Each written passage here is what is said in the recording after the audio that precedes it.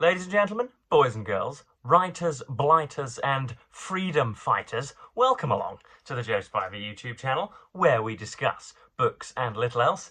And before we get into this sort of chatty Sunday catch-up, folks, I do have to warn you that there is an actual mothers' meeting occurring but 10 feet behind me. So if you do hear sort of, oh God, Trace, I'm telling you, if he does that one more time, then I'm leaving forever. If he crosses that line, I'm packing his bags and I'm going. If you hear any kind of any motherly outrage, then that is why. But yeah, we're keeping it condensed in my room today. I've got a sizable coffee to my right, so I'll be dunking into that. I'll be dipping into that now and then.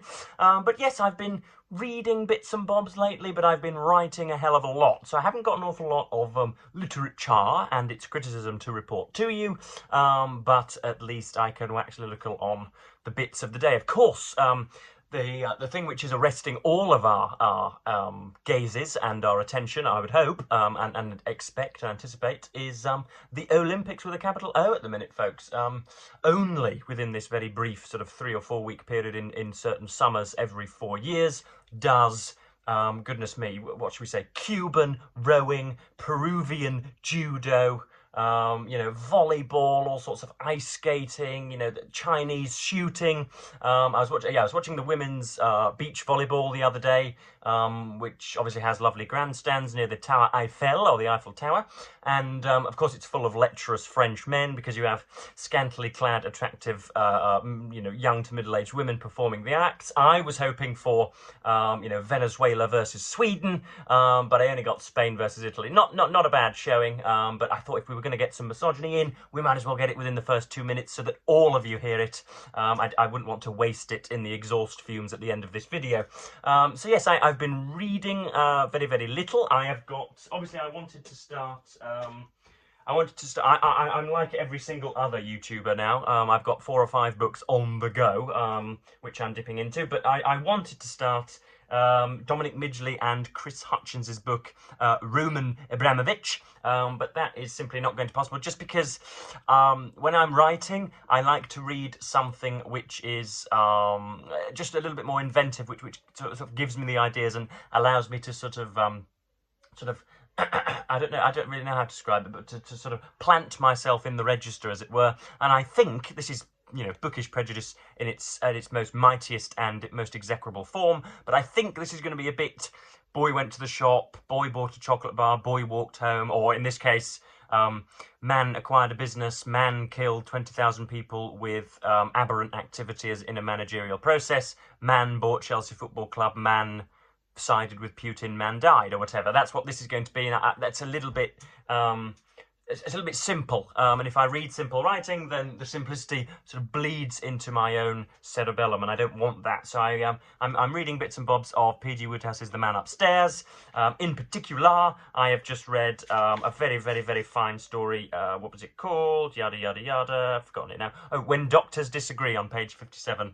A young woman who initially detests the jealousy of her partner slash husband slash boyfriend, who is a hairdresser. She quite often will do the manicures whilst he titivates somebody's curtains or whatever, and yeah, she hates his jealousy, and then she writes into a not a Lonely Hearts column, but a sort of an antediluvian agony aunt, and the sort of first forms of the newspaper agony aunts, who advises her to try and conciliate and not be nearly as obvious in her chirping with other men, and it actually turns out that he is also written into an advice column who advises him to sort of be a little more easygoing and a little more casual with some of her conversations. It's all very, very nice. There's a little bit of a fight in there, and of course it's got P.G. Wodehouse's very idiosyncratic, very jaunty turns of phrase, and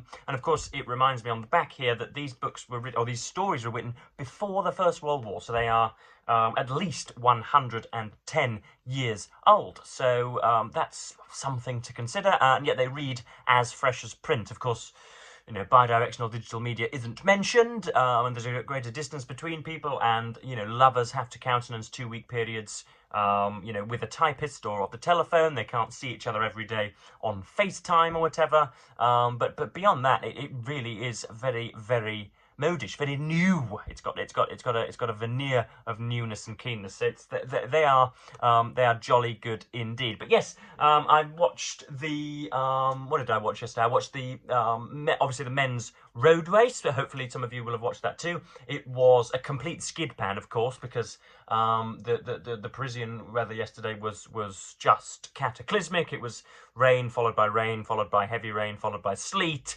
followed by cloud cover, and there were white lines on the road, and so when you were turning left and right, you were skidding everywhere. I speak as if I was a runner and rider myself. Of course, I wasn't. But yeah, it was very technical, and we had a British hope. We had Joshua Tarling, who is the star of the Ineos Grenadiers, but he had the horrible misfortune of getting a front wheel puncture, had to stop and receive a new bike from his team's roof, and as any expert knows, that loses you about 25 seconds, 20 to 25 seconds, and he lost by about 20 seconds. So you could say that a small puncture or a small tack or whatever on earth it was that caused the tyre to go flat cost him a gold medal, or at least a silver medal and a podium spot. He ended up fourth. But yeah, so the Belgian Remco Evenepoel won that. Beyond that, I don't think Britain has any medals yet. We're usually third behind the Chinese and the Americans by the end of the Olympics, but we haven't got a single one yet. Yeah, been watching bits of the rowing. The Germans and the Cubans tend to be pretty good at that. Yeah, watch a bit more of the beach volleyball. Watch some of the gymnastics as well, which consists entirely of 11-year-olds in very, very, very tight gear indeed. So that's always an interesting watch. And I think that's about it, really. Yeah, I just wanted to get on and to catch up. As I say, I'm writing a short story 10 to the dozen at the moment, and I'm hoping in a rather Holmesian fashion that I'm going to be able to focus on a central character and simply proliferate his adventures and make sure that, so I've got a sort of 7,000 or 8,000 word story in the makings here, about halfway through, and then hopefully there will be 4, 5, 6, 7 or 8 replications, or at least slight alterations, so that I can redo the scenario. It's not autobiographical as such, but it draws on an awful lot of what I've experienced and what I've been through. It doesn't talk about bears in the Congo. Are there any bears in the Congo? Or mechanics in Appalachia or whatever. It doesn't talk about. It's very British. It's set on a campus, and it's with a. I at least went to the difficulty of making my protagonist sort of rather ugly and docile and uncommunicative and misanthropic, which is of course the diametric opposite of myself. So I've tried not to make it, Joe Spivey novelised or whatever. But yeah, I've had projects to write novels beforehand. I had an idea about a senolytic that goes nuts, i.e. a kind of drug that extends the life of everybody, and the political ramifications and commercial ramifications of that, set against a new populist regime. All sounds good, but I got about 30,000 words in and realised that things weren't going off the ground very well. But I'm enjoying this now, and hopefully the short story is such a brevity that even if I'm become suddenly disillusioned with it, I can just do the 2,000 words and have done with it. So yeah, I think that might just round us up, folks. Of course, you can look forward to some more of the Christopher Hitchens arguably essays, which will be coming at you probably on Tuesday. But it is absolutely Florentine, positively Florentine this morning. It's absolutely gorgeous. Close your eyes, you could be anywhere, until of course you see the vagrant carrying the can of lager, peeing into the nearby glen. But apart from that, it could be, Florence, San Sebastian, Monte Carlo, where else is nice? Acapulco, anywhere, could be anywhere. It's absolutely magnificent. And also, that reminds me, another subject I wanted to broach, again on this random chatty Sunday. I'm sorry that if I'm rather unscheduled. I'm sorry that I haven't got my bullet points ready. I'm sorry I haven't got my ducks in a row, folks. But, sometimes you've just got to let things fly. You've got to let the arrow fly.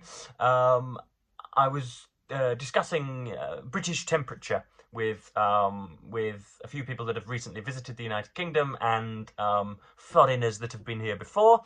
And it is there I think reliable testimony, because I was talking about it being 25, 26 degrees the other day, and a few people slyly said that such temperatures are, you know, positively freezing for them at the moment, and 25 degrees would be pleasant, because I was saying it was, you know, humid and sweat-inducing. But as I say, I think it's the reliable testimony of very many foreigners that have been to this country that say that 25 degrees here is 35, 40 degrees everywhere else, because the buildings, at least, are designed to trap heat rather than to let it escape. I think we have different building regulations and different compounds. The bricks and mortar are slightly different. So, you know, sitting in 25, 26 degree heat is very, very different, you know, in London to Libya and to Lisbon and to another country beginning with L, Ljubljana, there we are. And yeah, so your complaints can shorten, and you can park them, folks, frankly, because it's, yeah, supposedly there's about a 10 or 15 degree difference between here and in different countries. Apparently it's something to do with the humidity. There was a Twitter thread, but I didn't go through with it. But yeah, that might just be me, folks. I've managed to ramble on for 11 minutes. I'm just thinking if there's anything in the back of my mind which has been itching and scratching away. Of course there is. I didn't make it much of a secret, but nonetheless, I told you guys that I was engaging in a physical activity. I was, you know, rouged with exercise. I was panting with respiratory discomfort, and that was because I was running, folks. Yes, running with a capital R. I was the Seb Coe, the Eliud Kipchoge of my local area. All of a sudden, I was sprinting around, and as ever, because my system is quite efficient, because as very many of you know, I used to be an aspiring professional road cyclist. My heart is... I once went to have my heart examined because I was getting flutters, which turned out to be from an extreme caffeine machine. But I once went to have my heart tested, and the gentleman said that everything was fine, and that I've got a massive heart. And I don't think he was being sort of Shakespearean or Miltonic. I think he was just being cardiological. I do have a big old heart, and because I've got this big heart, every time I do go out for runs, after 2 or 3 weeks, I am in tip-top shape. But it turns out that my condyloins and my hip joints and my shoulder joints and even my back muscles, my latissimus dorsi. For those of you playing Spivey Verbal Bingo, latissimus dorsi is worth 7 points this morning. Yeah, knees, ankles, aching, creaking, and I walk out like the most troubled geriatric the following day. So I usually do about a fortnight and then collapse, and I have predictably done a fortnight and then collapsed. So the idea of me running at the moment is unthinkable. So I'm going to stop doing that. But it's, you know, it's summer in sport, so I better get active, I suppose. I could do something less weight bearing. I could, heaven forbid, get back on a bicycle, but I swore to myself that I would never. So I could row. I could get one of those orange hoppers or whatever, those bouncers, something that does not require my feet to pound the pavement, but there we are. So yes, that was something else that I had to discuss. I really would like this to be 15 minutes long, so I'm probably just going to chunter and chunter and chunter until then. But yeah, I'm visiting grandmother this afternoon, and I am also going to be hopefully doing a video on Grammarly with a capital G next week. I've done lots for my Substack over the last few weeks, and I'm always pattering away on my keyboard. Obviously, the algorithm recognises that I quite like writing and editing, and so it keeps recommending me Grammarly, which is an AI-dominated or AI-informed, AI-powered, I think would be the phrase, software, which essentially writes things for you. If you type out a paragraph and there are spelling errors and there are solecisms and malapropisms and just, you know, misplaced commas, anything wrong, then it not only does it correct those faults and those frailties, but it upon demand can change the tone and register and the eloquence of the paragraph, and if that's not a sort of gashed stab into the heart of all writers, then I don't know what is. So I would like to do a little bit more of an in-depth video into Grammarly. As a capital W writer myself, it threatens my professional enterprise, I think. So yeah, I think I'm done for my Sunday special.